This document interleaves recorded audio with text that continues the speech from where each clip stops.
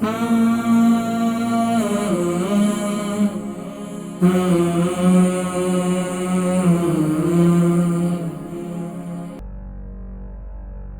थी तबस्सुम बहन, इनकी टांगों में दर्द रहता है और इनके मसल काफ़ी कमज़ोर हो गए हैं। देखिए टांगों, अब जब उम्र ज़्यादा हो जाए, मैंने जैसे कि जिक्र किया कि टांगों में और मसल जहाँ भी कमज़ोर हो जाते हैं, आप इस बात को जहन में रखें कि आप जैतून के तेल का मसाज शुरू कर दें।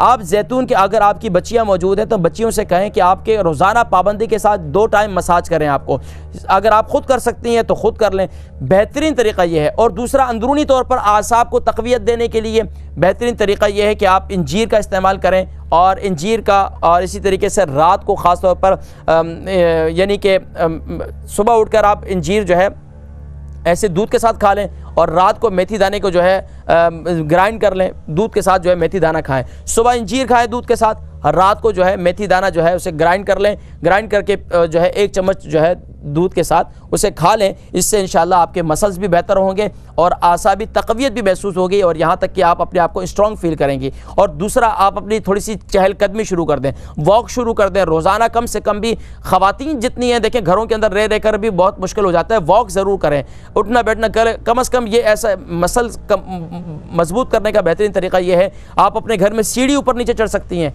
रोज़ाना पाबंदी के साथ। मुश्किल तो होगा, लेकिन आहिस्ता आहिस्ता आपके मसल स्ट्रॉन्ग होते चले जाएंगे इंशाअल्लाह।